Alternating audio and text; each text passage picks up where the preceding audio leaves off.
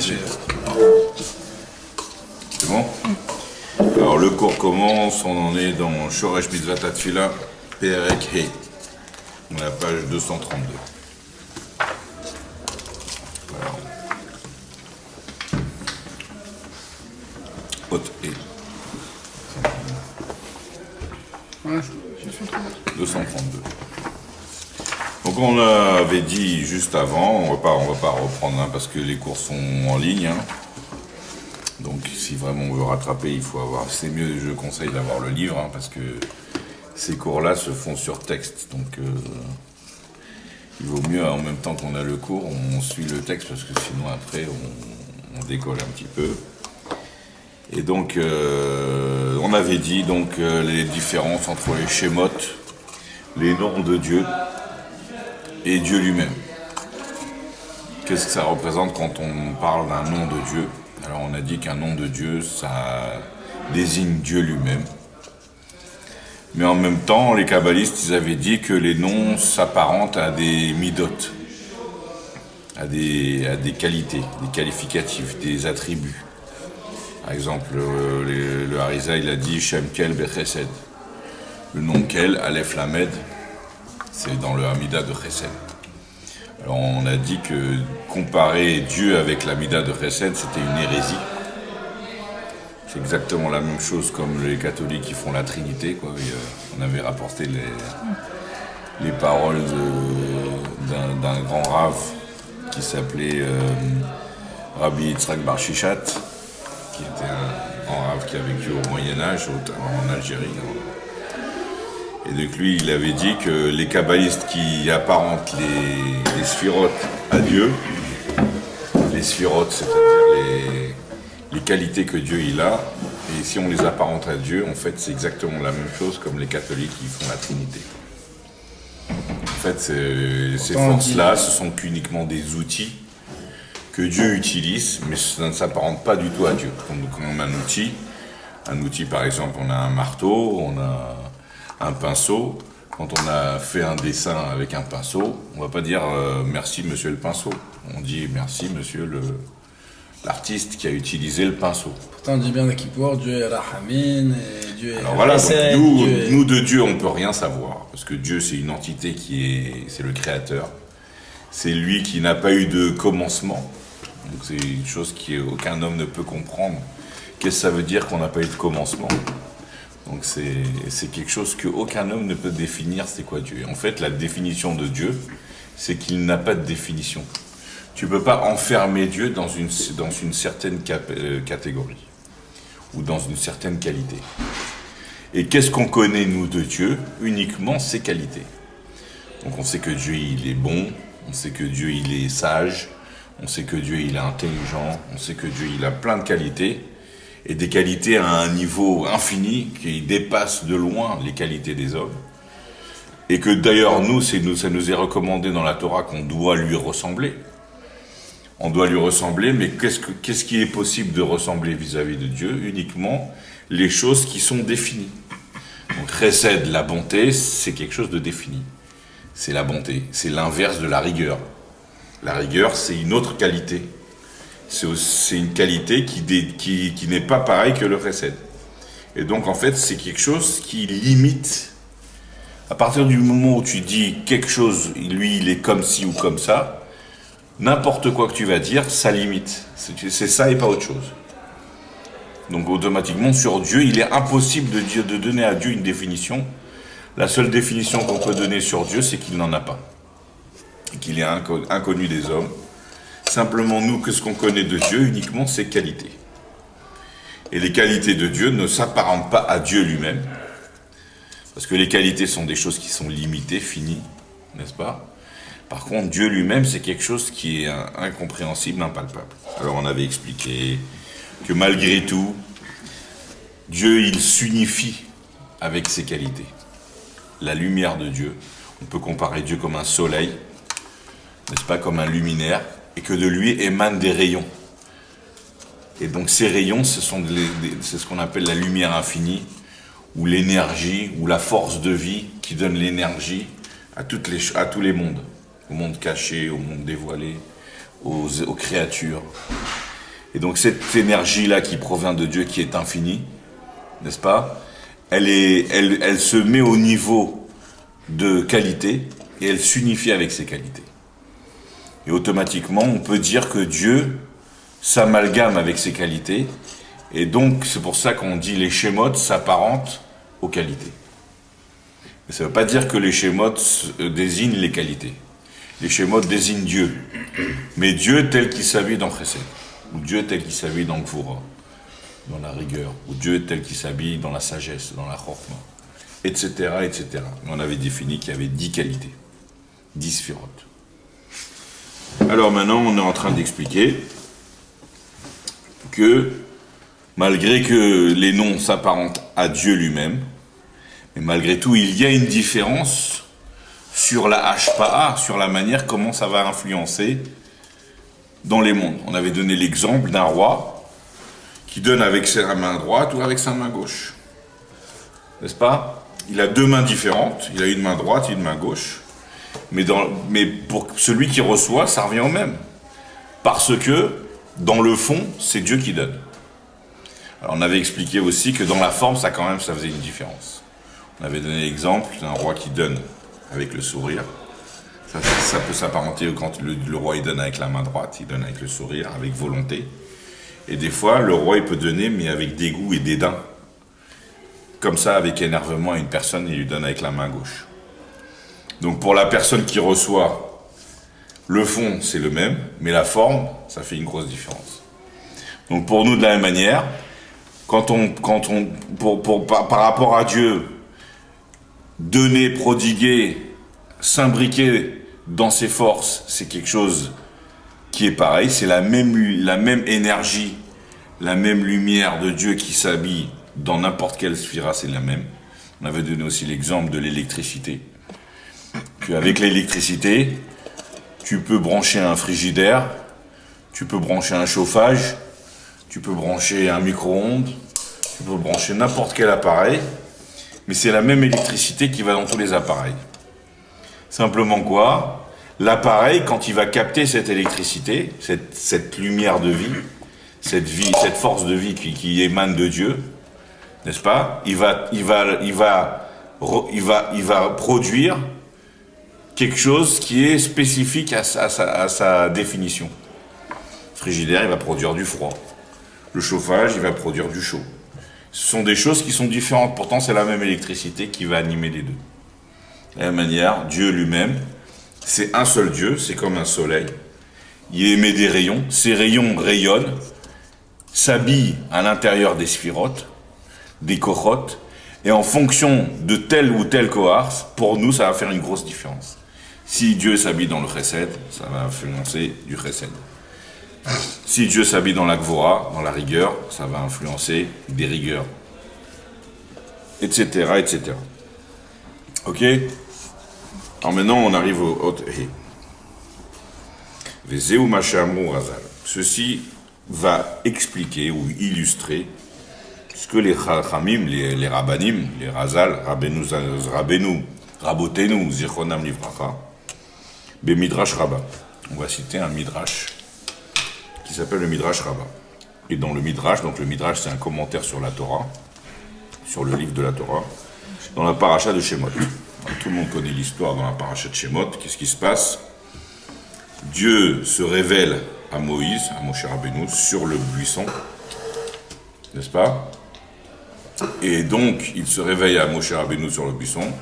Et une des questions que Moshe Rabbeinu lui dit, si le peuple d'Israël me demande quel est ton nom, qu'est-ce que je vais leur dire? Donc Moshe Rabbeinu demande à Dieu, dis-moi ton nom. C'est quoi ton nom? Comment tu t'appelles? Donc le Midrash, il explique sur ce passage-là de la paracha de Shemot, Be'inyan, au sujet, Mahamar Moshe Rabbeinu alav hashalom. Au sujet de la parole de Moshe Rabbeinu, alav hashalom, sur lui soit la paix.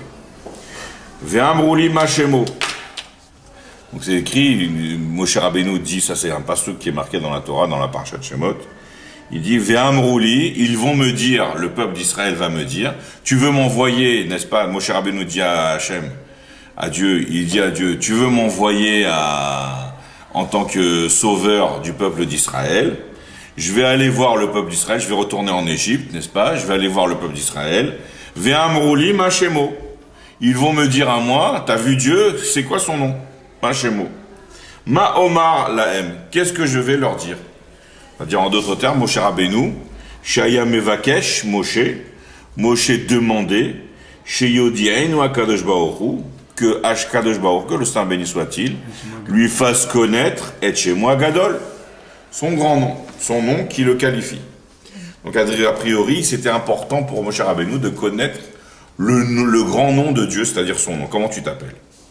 En d'autres termes. Hein? C'est quel nom son nom comme ça? Ils disent quel mida plutôt. Alors voilà, en d'autres termes, ça veut dire, c'est vrai, bon, enchanté de faire votre connaissance, monsieur, comment vous vous appelez? N'est-ce pas? Donc en d'autres termes, chez une personne, quand on dit un nom, ça sert à quoi le nom? À identifier. Ça sert à identifier, pas simplement à identifier. Donc on peut voir le nom comme une convention, c'est-à-dire que entre tous les hommes, on désigne par un nom telle personne. Donc en fait, le nom veut s'apparenter au corps de la personne. D'accord? Donc on n'a pas plusieurs noms, on n'a qu'un seul nom. On ne peut pas avoir plusieurs noms. On peut avoir plusieurs noms, mais la somme de tous les noms vont s'additionner pour faire notre carte d'identité. Et si tu as plusieurs cartes d'identité avec des noms différents, la police, elle t'arrête. N'est-ce pas? Il ne faut pas te faire attraper avec plusieurs cartes d'identité avec des noms différents et avec ta photo. N'est-ce pas? Pourquoi? Parce qu'un homme, il est limité. Un homme, il n'a qu'une seule. En fait, son nom, il va désigner l'essence de son être. La source de son être. Et la source de son être, c'est quelque chose qui est indépendant de ce qu'il fait.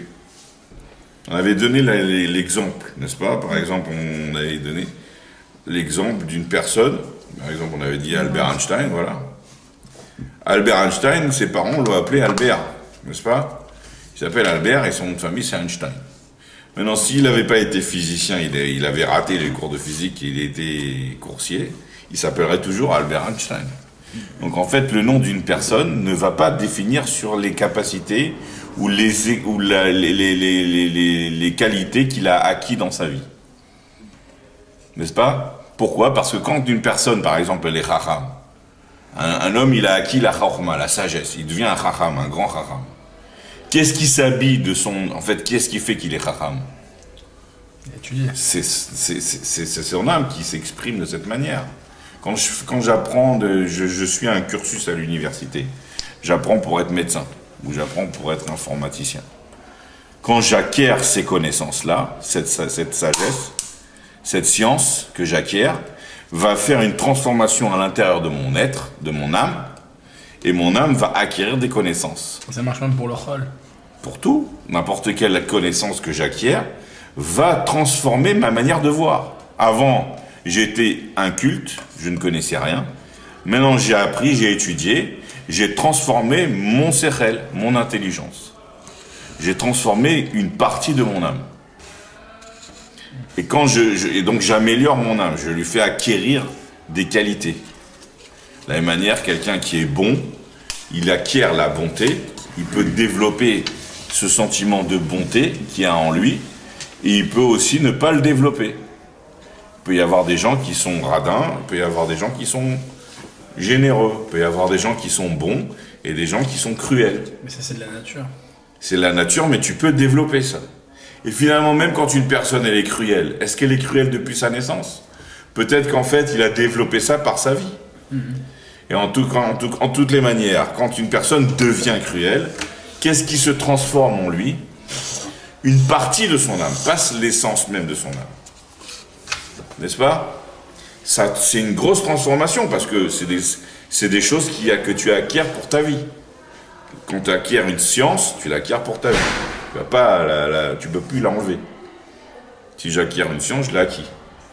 Et donc j'ai transformé ou j'ai élargi, j'ai développé le koach achorma, la faculté de la sagesse en moi. Donc c'est quelque chose qui a eu il y a eu un changement dans ma personne. C'est une transformation de ma personne. Mais même si tu vas dire que c'est une transformation de ma personne, qu'est-ce qui est habillé à l'intérieur de ma sagesse? C'est pas toute mon âme. c'est un reflet, c'est-à-dire il y a une expression de mon âme qui donne la vie à cette sagesse, qui exprime cette sagesse qui va être acquise à l'intérieur de mon âme.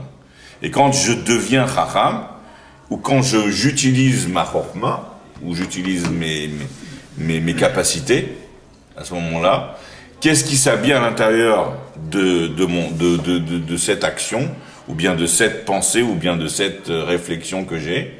C'est pas l'essence même de mon âme, c'est quelque chose qui est limité. N'est-ce pas? Par contre, pour Dieu, on dit l'inverse. On dit Dieu, il se fusionne avec ce qu'il fait, avec ce qu'il est, avec ce qu'il développe. Quand Dieu, on dit qu'il est sage, Dieu, il est au-dessus de la sagesse. Même la sagesse, pour lui, c'est rien. Parce que c'est quoi la sagesse? C'est l'acquisition de connaissances. Pour nous, les personnes, les connaissances, ce sont des choses extérieures à nous. Mais Dieu, c'est lui qui a tout créé. Donc Dieu, il connaît tout. En même temps qu'il n'acquiert rien en connaissant la sagesse. Ça ne lui amène rien de nouveau. Tu comprends? Donc, de la même manière, mais quand Dieu, il utilise la sagesse, c'est une imbrication entre Dieu et le Kohar de la Chorma. Et il y a une fusion entre Dieu lui-même s'habille à l'intérieur de la sagesse. Alors si on veut bien comprendre la différence, on avait donné un petit peu avant un exemple, où on parlait du Shem Shrina, je ne sais pas si tu te rappelles, dans le Hot-Bet. Dans le Hot-Bet, on avait parlé du Shem Shrina, le nom Shrina. Et on avait dit, c'est quoi la Shrina? Alors, on avait dit, premièrement, d'après les kabbalistes, c'est la sphira de Malchut, la royauté, la noblesse. Le pouvoir que Dieu il a d'être roi, d'être noble, d'être la solution de tous les problèmes. N'est-ce pas? Tous les problèmes des hommes. Donc ce pouvoir-là, ça s'appelle Shrina, c'est le nom Shrina. Alors la Gemara, on avait rapporté la Gemara, et la Gemara avait rapporté une question qu'un mine, un hérétique, il avait posée à Rabban Gamliel. Il a dit, vous dites dans votre Gemara, dans votre Torah, que chaque fois qu'il y a un minyan, à Kol Be'asara, chaque fois qu'il y a 10 juifs, la Shrina, elle réside. Alors il a posé la question, combien vous avez de Shrina? Vous avez un seul Dieu ou vous en avez des milliers? Puisque ici il y a 10 juifs, il y a Dieu, un Dieu, là-bas il y a un autre Dieu, là-bas il y a un autre Dieu. Alors il lui avait répondu, Rabban Gamliel, on peut donner un machal du Or Hashemesh, de la lumière du soleil, qu'il y a un seul soleil, et il y a des milliers de rayons, et à chaque endroit où on ouvre la fenêtre, eh ben on fait rentrer le rayon du soleil. Et donc de la même manière, pour ça que peut-être dans cette synagogue où il y a eu 10 juifs, il y a la Shrina qui est venue, etc. Mais en fait, on avait dit aussi que le mot Shrina s'apparentait à Dieu lui-même quand on dit la Shrina est là. On voulait pas penser forcément à la sphira de Malchut. On voulait dire Dieu est là. La Shrina, messieurs, la Shrina est ici parmi nous. Donc ayez de respect. Donc ça veut dire que Dieu lui-même est habillé ici à l'intérieur, est venu. Et on avait dit, donc maintenant pour comprendre ici, on a comparé la présence de Dieu avec la lumière du soleil. Or le soleil, quand lui il rayonne, il y a le luminaire, il y a les rayons qui émanent du luminaire. Quand lui il rayonne dans un endroit, il ne s'occupe pas, il se préoccupe pas de savoir si les personnes, elles captent ces rayons. Donc en d'autres termes, lui quand il émane ces rayons ou la force de sa vie, il ne remarque même pas qui est-ce qui en bénéficie. Et on avait donné l'exemple, la différence entre une lumière qui est claire et un mashpia qui influence, quelqu'un qui veut influencer. Dans les deux cas, on prodigue quelque chose, n'est-ce pas? Mais par contre, on avait donné l'exemple, quelqu'un qui rentre à l'université ou bien qui rentre dans un cours privé, alors automatiquement, on va adapter le cours en fonction du niveau des élèves. Et un bon professeur, c'est quelqu'un qui connaît la liste de tous ses élèves, il connaît leur parcours, leur cursus, il connaît exactement leur niveau, et il va adapter le cours en fonction de chaque élève. D'accord? Et plus tu rentres dans un cours privé ou que tu payes, plus ton cours il sera adapté à ton niveau. Et automatiquement, donc celui qui donne le cours celui qui est Mashpia, qui prodigue la science, n'est-ce pas? Lui, quand il donne, il se préoccupe de savoir qui est-ce qu'il va recevoir. Donc ça, c'est la différence entre le rayonnement du soleil, qui ne se préoccupe pas de savoir qui est-ce qu'il reçoit, c'est-à-dire en d'autres termes, qu'est-ce qui va se passer, puisqu'il ne se préoccupe pas de savoir qui est-ce qu'il reçoit, la lumière qui va être émanée de ce soleil, ça sera une lumière qui ressemblera à qui?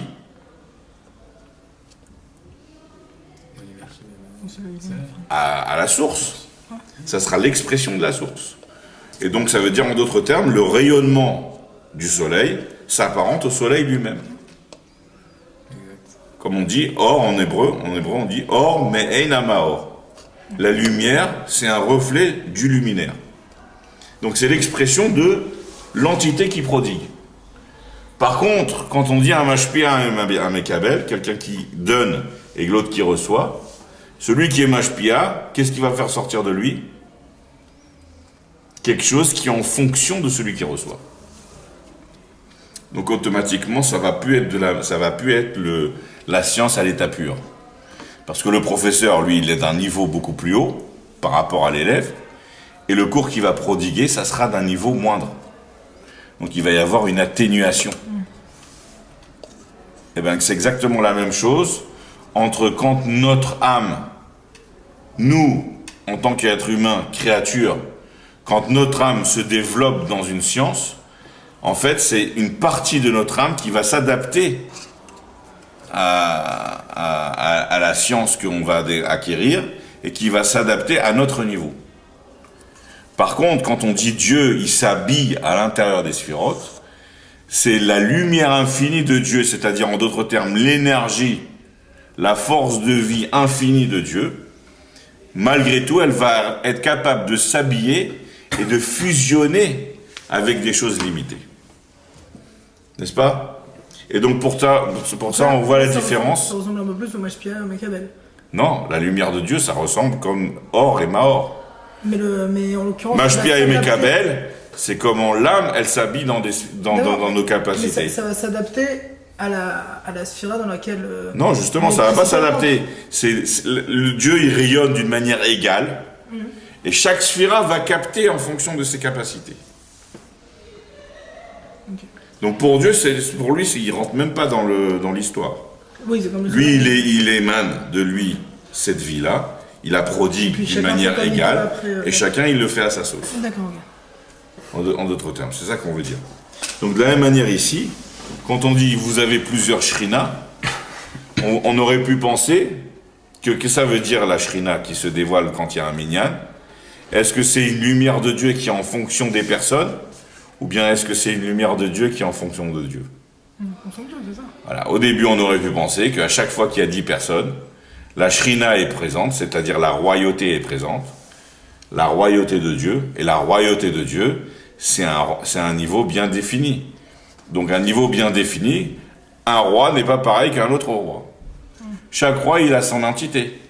Peut-être que en fait, la royauté de Dieu qui va s'habiller dans ce minyan-là, elle est différente que dans l'autre minyan. Pour cela, il lui répond, Rabban Gamliel, non. La royauté de Dieu qui s'habille, dans n'importe quel minyan, c'est toute la même. D'accord? Donc de la même manière ici, pour Dieu, comme Dieu lui-même, il a une capacité infinie, et que lui, il ne s'imbrique pas, il n'est pas attrapé, il n'est pas limité par le fait qu'il s'habille à l'intérieur des sphirotes. C'est nous qui captons une certaine quantité de cette lumière infinie de Dieu. Donc, puisque Dieu, il est illimité, et il s'habille à l'intérieur de ces sphirotes, et ces sphirotes captent sa lumière et fusionnent avec cette lumière-là.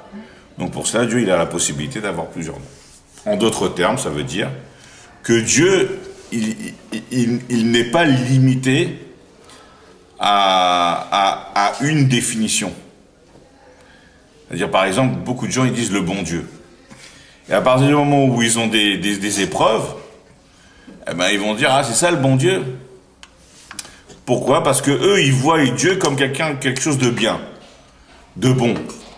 Mais dès que c'est plus bon, automatiquement c'est plus Dieu. Alors c'est ça qu'on est en train de dire. Dieu, il n'est pas que bon. Il peut être aussi rigoureux. Il peut être aussi comme ça. Il peut être aussi comme ça. Et il n'est pas limité en fonction de la compréhension humaine. C'est une énergie infinie qui peut se dévoiler de milliers de manières différentes. Mais on dit qu'il est que bon, mais c'est juste que la bonté... Ça aussi. Mais en tout cas, ça veut dire, en d'autres termes, tu peux pas limiter Dieu à une compréhension humaine. Oui, d'accord, oui. Il n'est pas, pas que bon, on voilà, parle de humain. Comme l'humain, il comprend. C'est-à-dire, en d'autres termes, la bonté de Dieu, la bonté divine, n'est-ce pas? C'est une manière comment Dieu s'exprime, mais Dieu peut s'exprimer aussi d'autres manières. Et en d'autres termes, Dieu, il a un pouvoir infini, mais malgré tout, il se fusionne avec ses sphirotes, avec ses kochotes, et il a plusieurs manières comment il peut s'exprimer. Et donc finalement, Dieu est canalisable d'un côté, mais il n'est pas limité.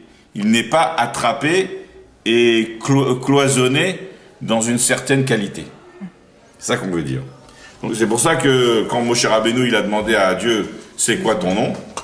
En d'autres termes, il voulait savoir, est-ce que toi tu veux nous faire sortir de l'exil, de l'Égypte, n'est-ce pas?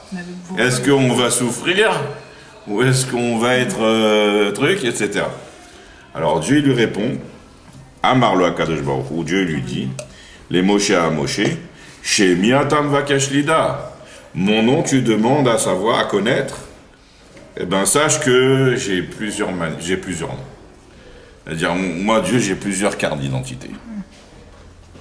Les filles ma'asa yanenikra, selon mes actes, je suis appelé. Peut-être des fois je suis appelé avec le nom Kel Shindalet Yud, Aleph Lamed Shindalet Yud. Et ça en français on traduit Seigneur Tout-Puissant. D'accord? Seigneur Tout-Puissant. Betzvaot, des fois on peut dire Tzvakot, l'armée, le Dieu des armées.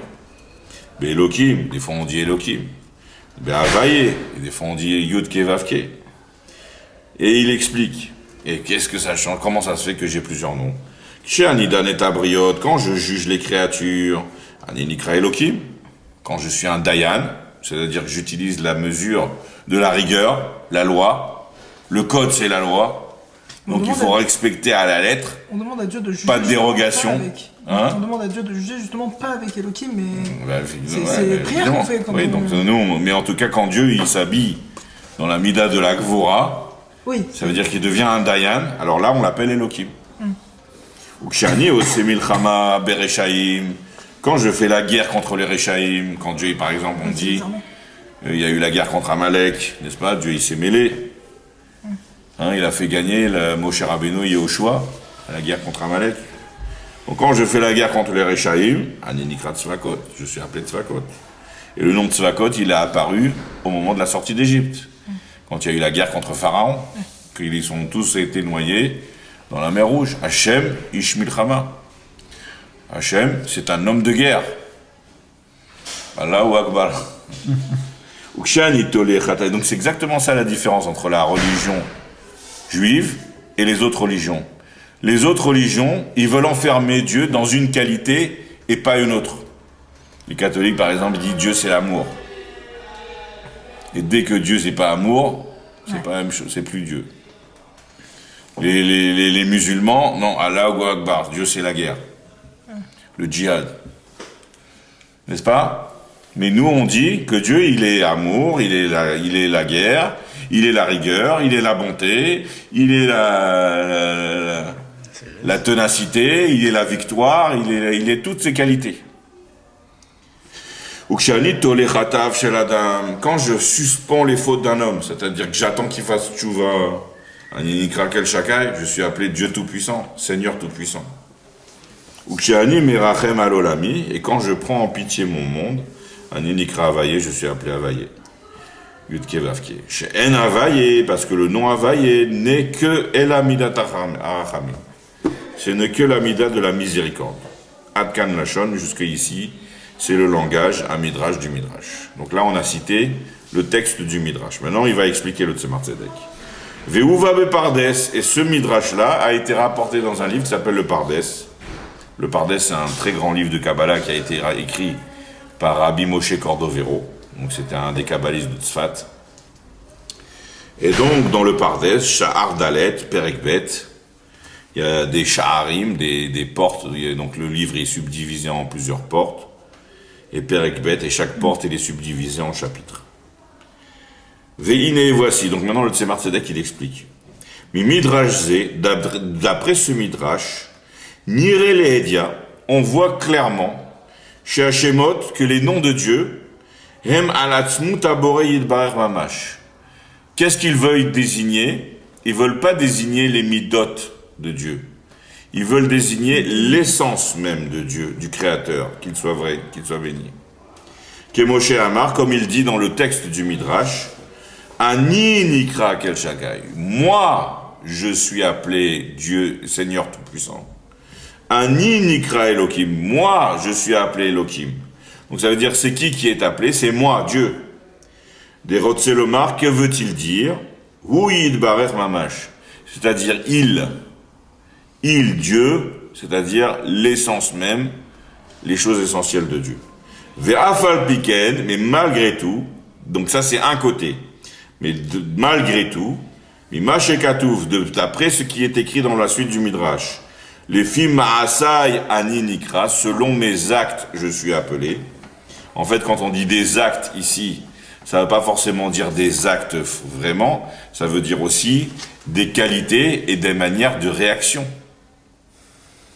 Mouvan, on peut comprendre aussi, chez Hashemot Elu, que ces noms-là, Enan lo yidbarech mitzad meuto ve'atzmuto mamash, ne viennent pas désigner Dieu tel qu'il est dans son essence, déconnecté de toute la réalité du monde. Et là, mitzad ma'asav, mais ils viennent désigner Dieu en fonction de sa manière, comment il réagit, comment il agit. Ve'ainu, c'est-à-dire, mitzad itlapshuto besfirotav, en fonction de comment il s'habille dans ses sphirotes, c'est-à-dire ses qualités. L'if'ol ba'em, que grâce à l'intermédiaire des 10 sphirotes, on avait expliqué, Dieu agit et crée les mondes. Ve'al yadan, et grâce à leur intermédiaire, Hamaasim, il fait les actes be'olamazé dans ce monde-ci, la dunetabriot, par exemple, des fois pour juger les créatures. Aliédé midat gvurato, par l'intermédiaire de la mesure de sa rigueur. Aklula mechabad ou charmidot agdushot. Et comme on sait, ça il le dit entre parenthèses, on avait déjà expliqué que dans la Kedusha, dans le monde de Hatzilut, on avait dit, toutes les midot et toutes les sphirotes, ils ne sont pas, comme on dit en anglais, one track mind. C'est-à-dire, comme ça, bloqués dans leur truc. Là, c'est ce qu'on explique dans la Kabbalah, la différence entre le Olam de Hatzilut, le monde de Hatzilut, qui est appelé le Olam Hatikun, et le monde de Tohu, le monde du Tohu Bohu, qui est un monde de destruction nucléaire. Pourquoi? Et on explique, parce qu'on explique que les sphirotes dans le Olam HaTohu, pourquoi on dit que ça a fait ce qu'on appelle Shvirat HaKelim, ça a détruit, d'après la Kabbalah, on dit que les sphirotes qu'il y avait dans le Olam HaTohu, ils ont été détruits par le fait qu'il y avait une lumière trop puissante. C'est comme tu mets une électricité trop forte, au lieu de mettre du 220 volts, tu mets du 550 000 volts. Donc là, ça a tout cassé. Et pourquoi ça a tout cassé? La Kabbalah, elle explique. Il dit parce que chaque sphira, elle était dans son monde. Et elle ne comprenait pas, elle ne laissait pas la place pour les autres sphirotes. En d'autres termes, les gens rigoureux, ils étaient que rigoureux et ils ne laissaient jamais la place à la bonté. Et les gens bons, ils étaient que bons et ils laissaient jamais la place à la rigueur. C'est-à-dire, en d'autres termes, chaque sphira, elle ne comprenait pas comment il est possible d'être différent de lui. C'est le fanatisme, quoi. Et donc c'est ça qui a entraîné, justement, quand on a trop d'énergie, on est trop imbriqué dans son trip, quoi, dans son trip religieux ou va savoir, et qu'on comprend plus l'autre. À ce moment-là, automatiquement, on se détruit, on détruit tout. Mais on dit que Moshe Rabbeinu, il venait du monde de tout. il était chesed que chesed?